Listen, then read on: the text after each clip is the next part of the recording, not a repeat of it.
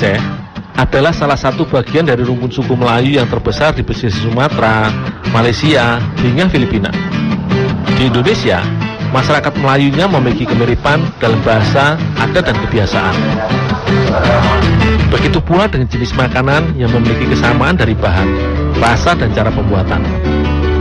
Salah satunya kue ade, yang mirip dengan kue khas Melayu di beberapa daerah di pesisir utara Sumatera.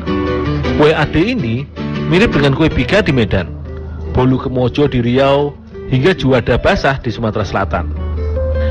Di kawasan Lambaro, Kecamatan Inginjaya, Aceh Besar, toko kue Kaknah sudah 4 tahun terakhir membuat kue ade sebagai menu utama. Resep yang didapat turun-temurun ini memiliki bahan utama berupa singkong. Singkong yang digunakan bisa singkong mentega yang berwarna kekuningan ataupun singkong putih yang sedang aku kupas ini.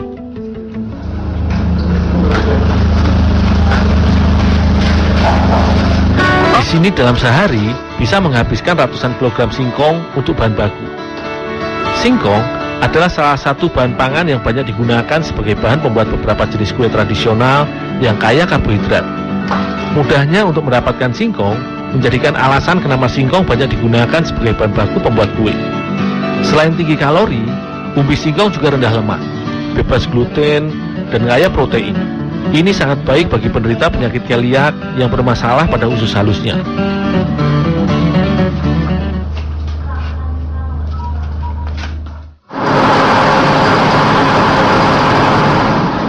Untuk dicampur dengan bahan kue lainnya, maka singkong yang aku cuci bersih harus diparut terlebih dahulu. Dengan kapasitas yang cukup besar, yaitu mencapai ratusan loyang kue ade perharinya, penggunaan mesin penghalus singkong sangat membantu para pekerja untuk menyelesaikan tugasnya.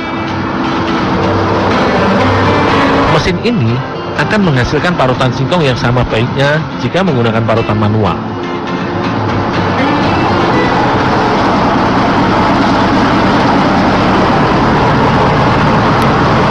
Hasil singkong parut ini juga menyisakan sisa serat dari bagian tengah singkong yang masih tercampur dengan umbi halusnya. Untuk itulah singkong harus diayak terlebih dahulu. Hasil parutan singkong diletakkan di atas plat yang berbentuk drum setengah lingkaran serta berlubang, dan selanjutnya diayak hingga menyisakan serat kasar.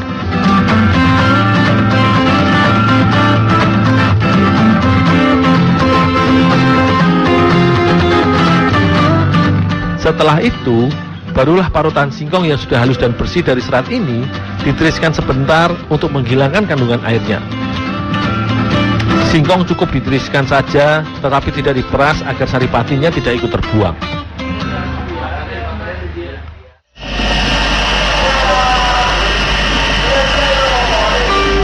Hasil kelapa parut diperas dengan mesin untuk mengambil air santannya. Khusus untuk campuran kue ade, santan yang dibutuhkan adalah santan encer.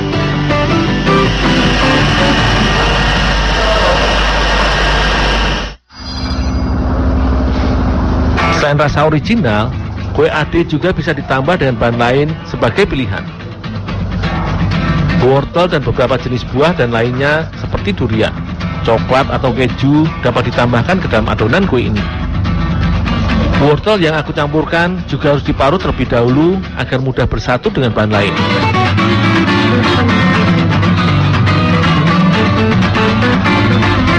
Adonan kue ade dibuat per loyang yang diaduk di dalam baskom terpisah.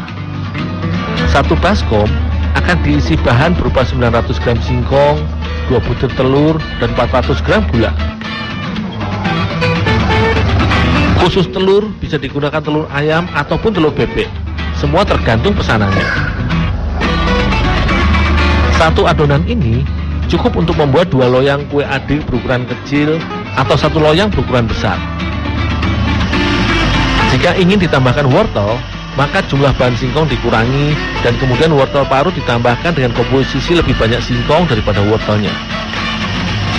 Semua bahan yang sudah ditakar dan dimasukkan ke dalam baskom kemudian dicampur dan diaduk merata. Gula dan telur diaduk terlebih dahulu untuk membantu mengurangi bau amis dari telur. Barulah setelah itu, singkong dan wortel diaduk bersama bahan lain dan ditambahkan santan.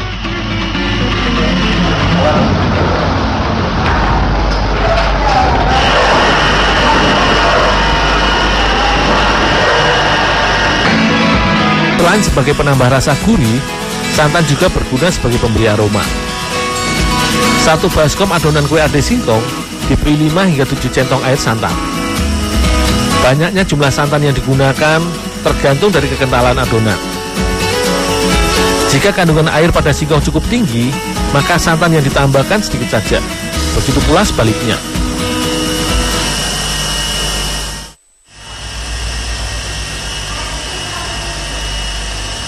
Adonan kue ade yang sudah jadi, selanjutnya siap dimasak di dalam oven.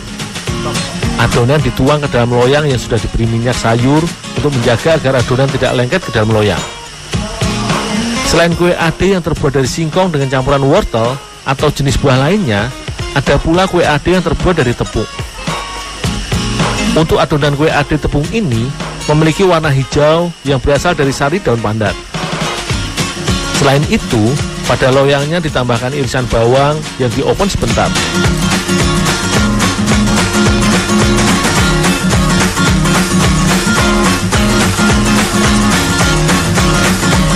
Setelah itu, barulah adonan kue ade yang berwarna hijau dimasukkan dan siap dibakar. Semua loyang yang sudah berisi adonan kue ade di oven selama 50 menit dengan suhu sekitar 300 derajat Celcius.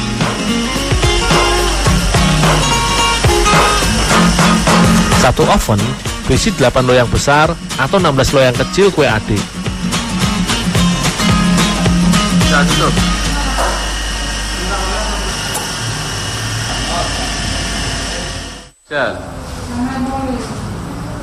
Setelah semua bagian kue dirasa sudah matang dan sudah berwarna kecoklatan, maka loyang sudah bisa dikeluarkan dari oven.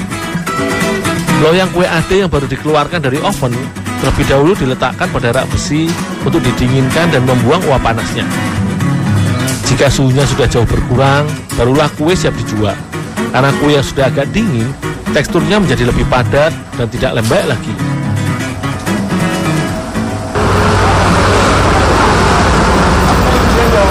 Sebelum diberi pelanggan, kue tetap diletakkan di dalam loyang. Barulah jika ada pembeli, kue dikeluarkan dari loyang dan dibungkus dalam kotak kertas. Kue ade yang dibuat tanpa bahan pengawet ini akan bertahan sekitar 2 hari setelah dibuat. Dalam sehari, kue ade Kakna mampu menjual sekitar 500 loyang kue ade. Di akhir pekan atau musim liburan, omset akan semakin meningkat dengan rata-rata produksi 1000 loyang kue ade. Harga jualnya cukup murah. Untuk loyang kecil adalah Rp16.000 dan loyang besar Rp30.000 saja. Rasa kue ade ini manis dan gurih, seperti kue basah masyarakat Melayu pada umumnya.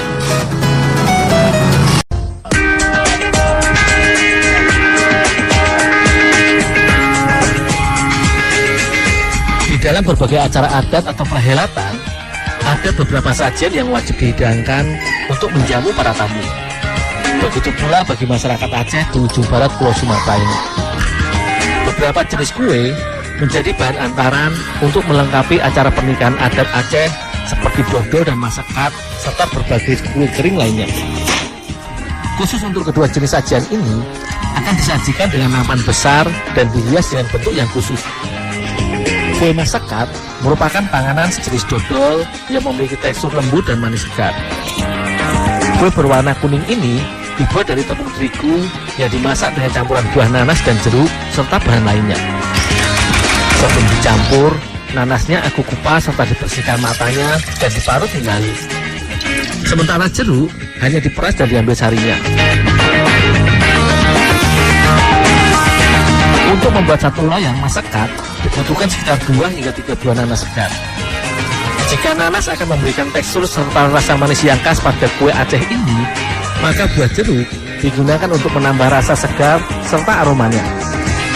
Nanas dan jeruk merupakan buah yang memiliki cita rasa manis dan asam, yang kaya akan vitamin C, A, dan B yang bersifat antioksidan.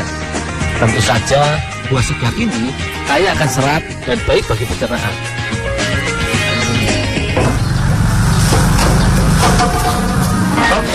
Untuk penambahan manis adonan kue masakan nantinya, diperlukan gula pasir.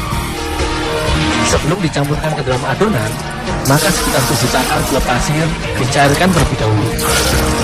Gula dimasak dan diaduk sampai larut di atas kompor. Tetapi tetap dijaga jangan sampai terlalu lama dan menjadi karamel. Karena jika sudah berubah kecoklatan, akan membuat hasil kue masakat menjadi gelap dan kecoklatan.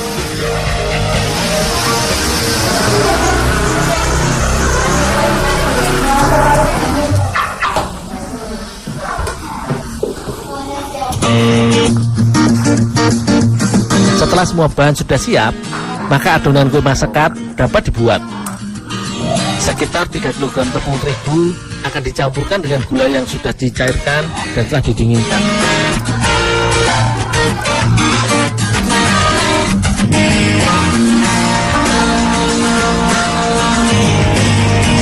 Tepung diuleni hingga semuanya tercampur merata.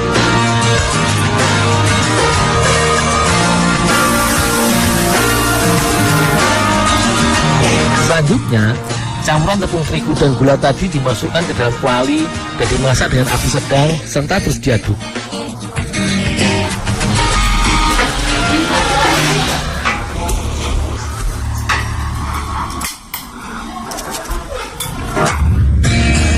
Peradukan ini dilakukan sekitar 20 menit untuk mematangkan tepung.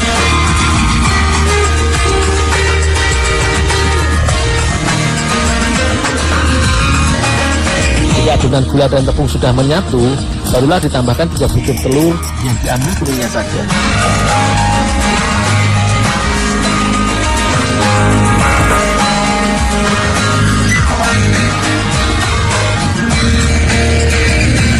Parutan nanas dan perasan air jeruk dimasukkan setelah telur tercampur ke dalam adonan.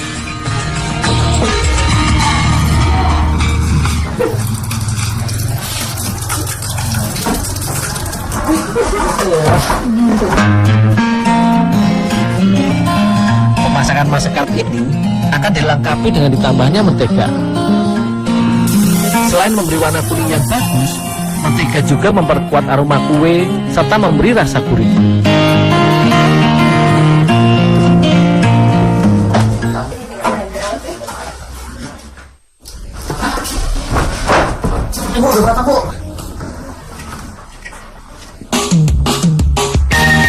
Setelah dimasak sekitar 1,5 jam dan adonannya sudah matang dan tercampur sempurna, maka kue masakat sudah matang.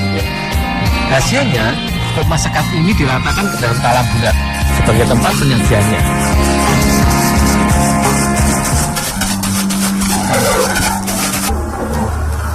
Bagian terpenting dari masakat adalah hiasannya.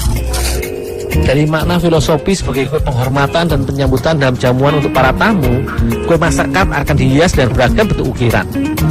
Beragam bentuk hiasan bunga mawar, daun, hingga hiasan pintu Aceh menjadi pilihan untuk mempercantik tampilan masakat. Semua bentuk dan hiasan dibuat sesuai dengan pesanan.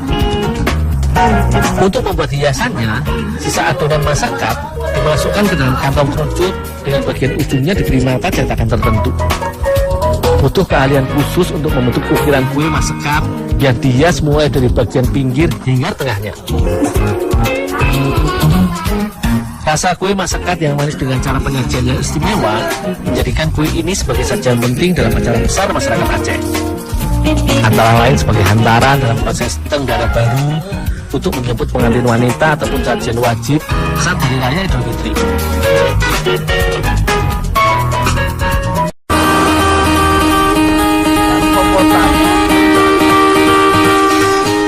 Berada di ujung barat Pulau Sumatera, Kecamatan Pekanbade menjadi salah satu kampung pesisir tempat yang banyak didiami nelayan Kabupaten Aceh Besar. Tentu saja, laut menjadi sumber penghasilan bagi warganya yang 90% berprofesi sebagai pencari hewan laut. Tidak hanya itu, Laut Ujung Pancu juga kaya akan berbagai jenis karang-karangan yang biasa dijadikan alternatif protein selain ikan. Kerang biasa dijadikan untuk konsumsi rumah tangga saja dan tidak untuk dijual. Untuk itu, jumlah hewan bercangkang di sini cukup melimpah dan terjaga kelestariannya. Kali ini, aku mencari kerang ungnem yang biasa dikenal sebagai salah satu jenis kerang lampu. Jenis kerang besar ini memiliki beberapa bagian yang runcing dari bagian tanduk kambing di bagian tepi cangkangnya.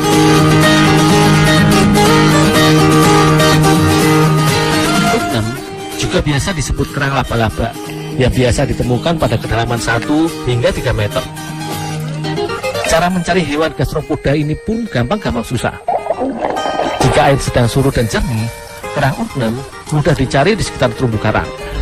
Tetapi jika air pasang dan keruh, perlu menyelam untuk mendapatkan sumber protein yang lezat ini. Selain kerang ugnem, aku juga mendapatkan kerang batu di pesisir ujung Panju ini. Kedua jenis kerang ini menjadi favorit warga Aceh sebagai bahan makanan. Kerang batu sekilas mirip dengan kerang darah, hanya saja ukurannya lebih besar dan hidup di sekitar karang laut.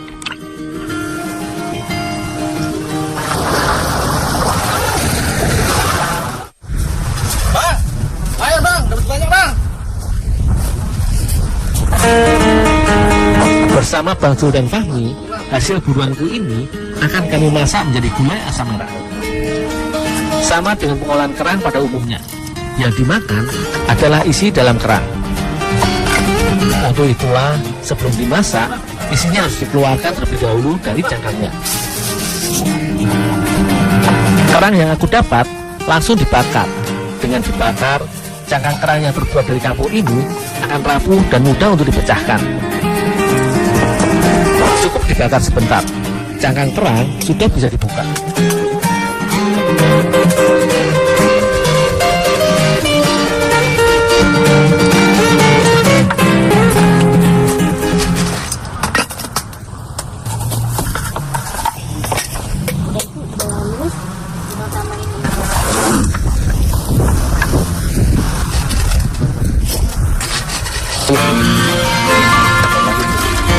Sementara itu, kerang batu yang memiliki bentuk cangkang yang berbeda direbus hingga kedua sisi cangkangnya terbuka dan isinya bisa diambil dengan mudah.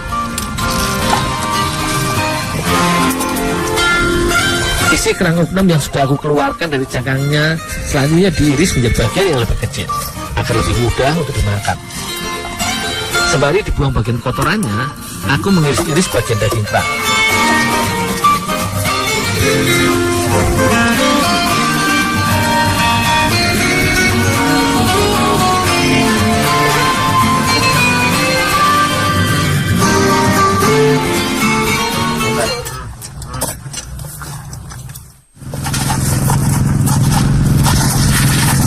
Bumbu masak cabai merah terdiri atas cabai rawit dan cabai merah yang digiling halus oleh Bang Jun. Setelah itu, bawang merah, bawang putih, serta kemiri ditambahkan dan juga ditumbuk.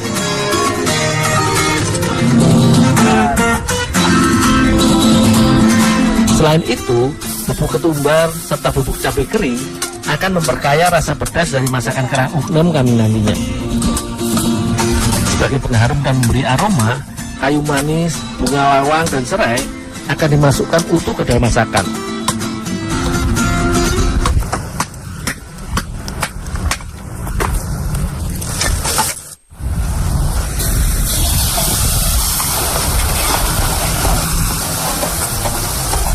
Bumbu yang sudah dihaluskan kemudian ditumis dengan sedikit minyak hingga harum. Begitu pula dengan serai dan kayu manis serta bunga lawang ikut dimasukkan ke dalam tumisan. Setelah bumbu matang dan harum, barulah irisan daging kerang dimasak bersama isi daging kerang batu.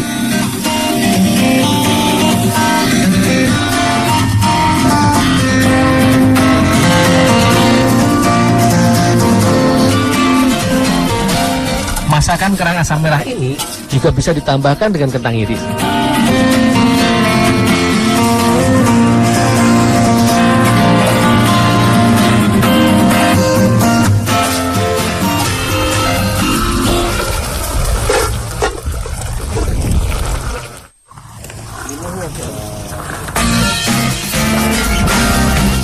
Kandungan gizi daging kerang ugnem ini menjadi nilai tambah dari lauk lezat ini.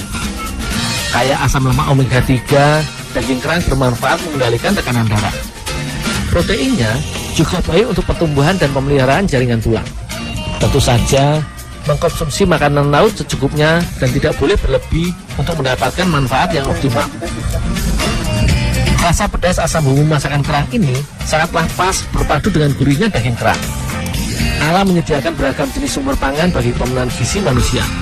Tetapi kita harus tetap bijak mengolah dan memanfaatkannya demi kelestariannya.